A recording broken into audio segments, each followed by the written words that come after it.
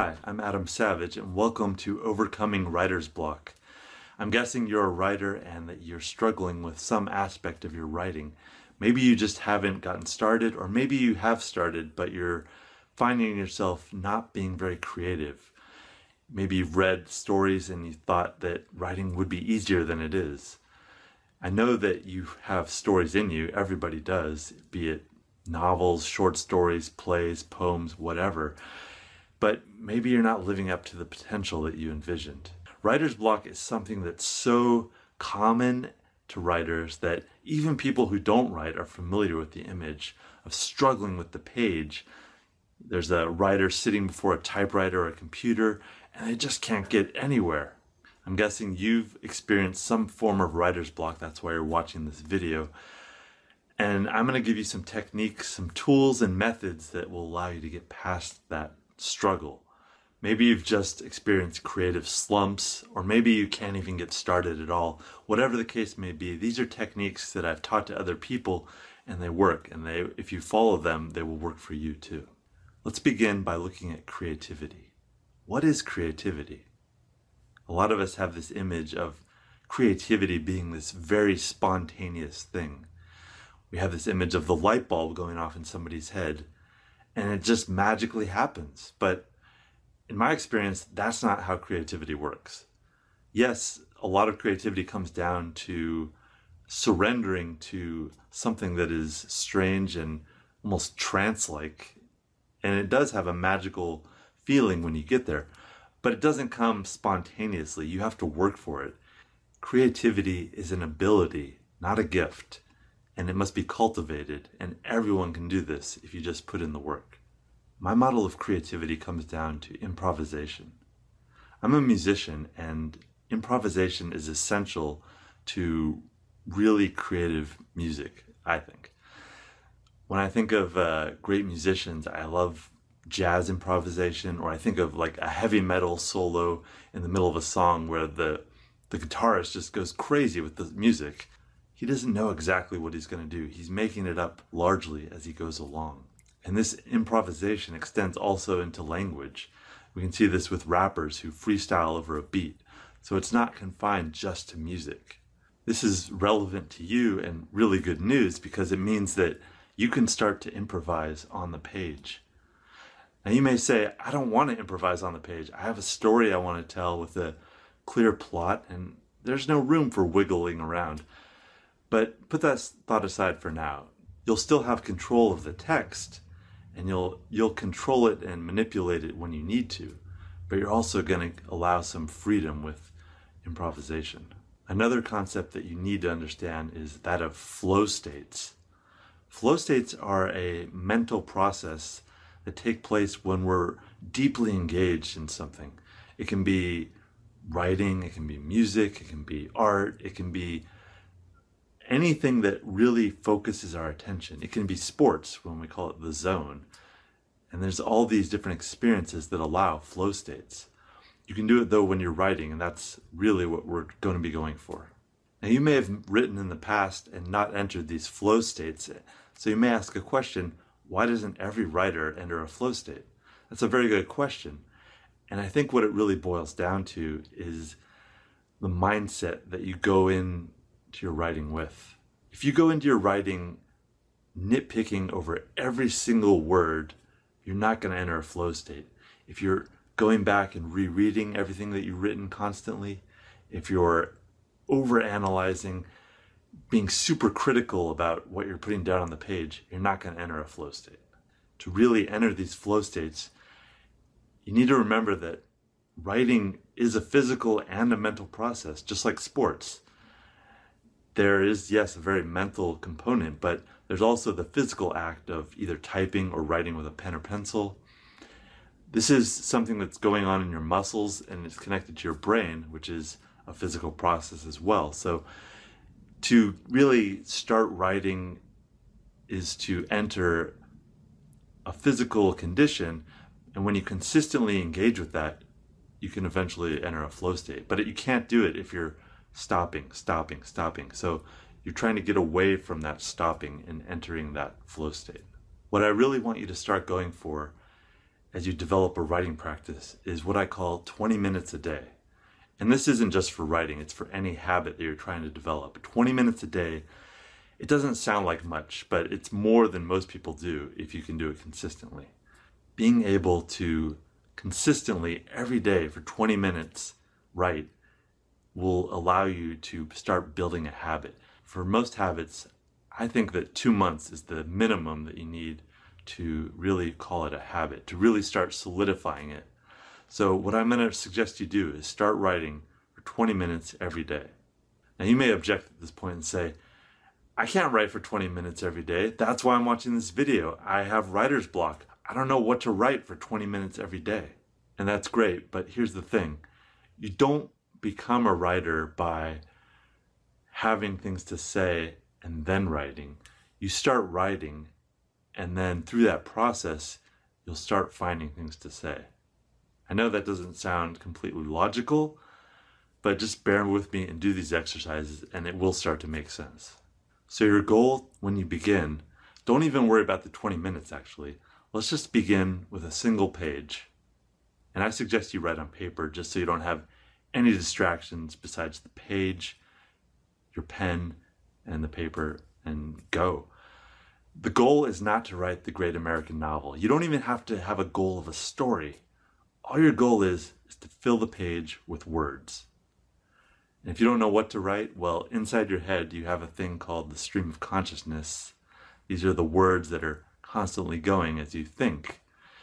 And unless you're in deep meditation or dreaming, these words are going to keep going. So all you have to do if you don't know what to write is take those words that are inside your head, put them on the page, and fill the page. That's your goal for day one. Just fill a page with words. They don't have to be part of a story. They don't even have to go in a specific direction. The goal is just to fill the page. Don't even worry too much about grammar. Don't worry about spelling. Just get the words on the page, fill the page, and then check it off and you're done. Do that every day for a week and you'll get started. And then after that, you can start worrying about the 20 minutes a day. But for now, just fill one page. Do that every day for a week, and that will get you started. And like I said, you don't have to worry about what you're writing. This isn't about what you're writing. It's about getting the process of writing going. It is a process, and you can't understand a process from the outside. You have to engage it and do it. So sit down and get to the bottom of the page as fast as you can with the words. That's your only goal. Take a second and do that right now.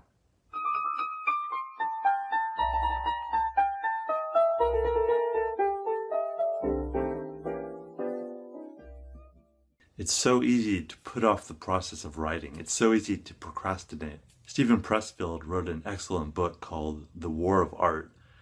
He talks about writing and he views it as a war between himself and resistance. Until you've written that day, you're losing a battle against resistance. And the longer you procrastinate, the greater the chance that you won't win that battle. So I suggest you schedule it in however that you do that. Either put it on your calendar, in your phone, whatever, and do it as early in the day as possible. Just fill that full page and then you'll be done.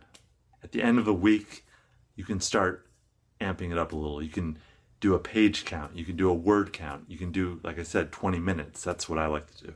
And it doesn't sound like much, but getting that process going will help you start to enter those flow states. You really have to do your best to avoid interruptions. So turn off your phone. Don't go on the internet. If you have to do research for a story, do it after your writing period. Your goal when writing is to just write. Avoid as many distractions as you can. As you continue to write and do this for 20 minutes a day or whatever amount you decide upon, you may discover that you do a lot more than 20 minutes. This is a characteristic feature of flow states, and as you learn to start entering them, you'll lose track of time. That's a very common thing to happen. That's great though. So even though you're only scheduling this small amount, sometimes you can do a lot more. But however little or much writing you do, the goal is to be consistent. Do it every day. No matter where you are, you can take a notebook. If you're on vacation, just get up and do it 20 minutes in the morning. It doesn't take that long. By doing it every day, you're building connections in your brain. And when you're not doing it, you're weakening those connections. So do it every day. Think of it like a muscle that you're building. You wouldn't run a marathon if you hadn't been running for a long time. So you're not going to be able to write a story or a novel until you start to run a little. Now, stream of consciousness writing, that's fine and a great way to warm up and practice. But I'm guessing at some point you're going to want to add a little more structure to your writing. That's great. And one thing that I suggest you keep in mind is a quote. And the quote is, "Conflict is the beginning of consciousness." Just as your own struggles have clarified and defined who you are, the conflict and struggles of a character in your story is going to help define who they are. So think always in terms of struggle, conflict, process of developing and trying to alter the world in some way. You can think about the struggles and conflict in your own life and turn that into a story, much like books such as David Copperfield or On the Road. Or you can look at the lives of others, the stories of others, to get inspiration. If you are struggling to find conflict, and that is itself a struggle, I'm going to give you some techniques, and you can always go to these techniques when you need a way to build a story. Technique number 1 is to look at the stories of other writers. So as you read books, as you watch movies, I'm guessing that you try to anticipate where the story is going. That's really good, and every writer should do that. Sometimes you'll be totally right with your guesses, but sometimes the story will go in a totally different direction. If that's the case, you can use these alternate storylines to construct your own story. Technique number 2 is to ask yourself what happens after a story ends. So an example of this would be, what happens after the end of the movie The Princess Bride, or the book The Princess Bride? The story ends, and what happens after that? You can create your new story based on that. Technique number 3 is to take a familiar or classic character and take him or her into a different storyline or a different environment and see how they respond in that new world. You could take, for example, Jane Eyre and put her in the world of The Catcher in the Rye. How would she respond in that different world? Another method is to take a story that most of us know, like a classic myth, a fairy tale, or a classic novel, and update it to the modern world.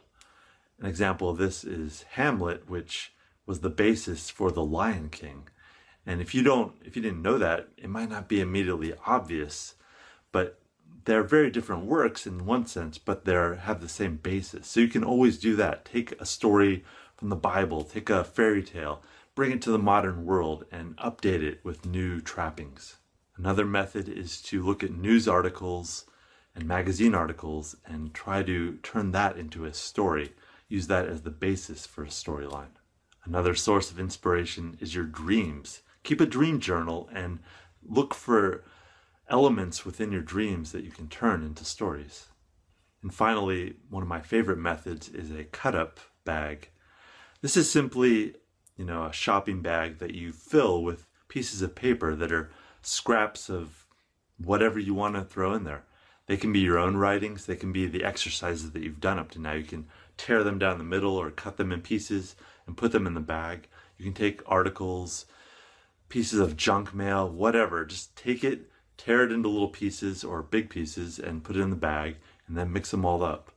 Then when you need elements for your story, or if you're trying to build a story, take a few pieces out of the bag, put them next to each other, and see if you can move them into the same world. View them as one text and take those elements and look for the conflict and build a character and a situation out of that. With all of these techniques, the goal is to get you started. I say you can use other characters, but you should really make the characters your own. The goal is not to duplicate another story, it's to launch yourself into new territory, to find out what you're interested in writing about. It's also very important to keep the end in mind.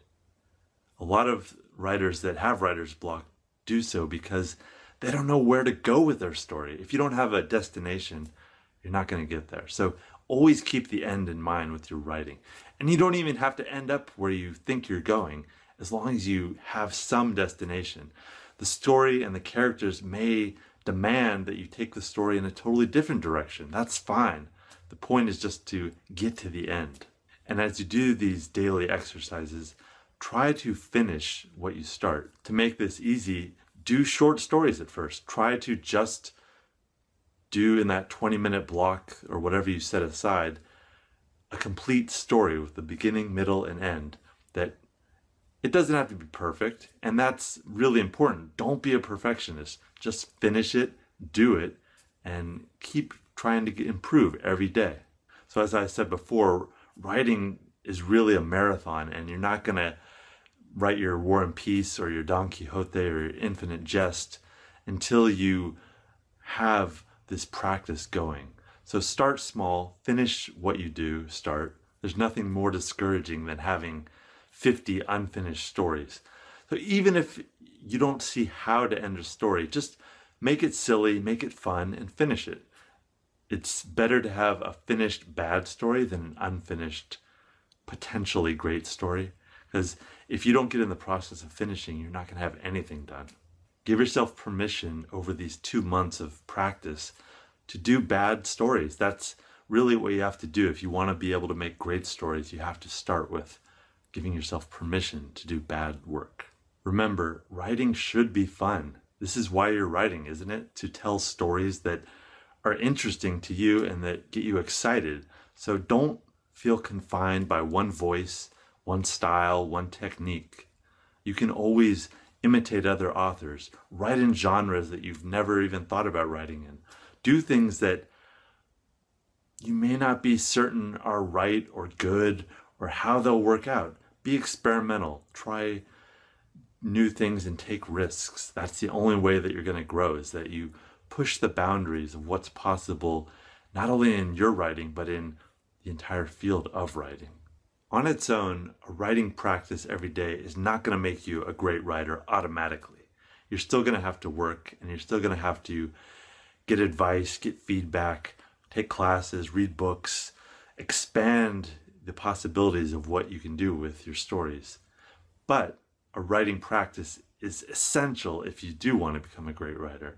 So I hope these tools will give you what you need to write every day and push your boundaries and try to make something that is special and unique to you, your voice and your vision for what is possible in stories.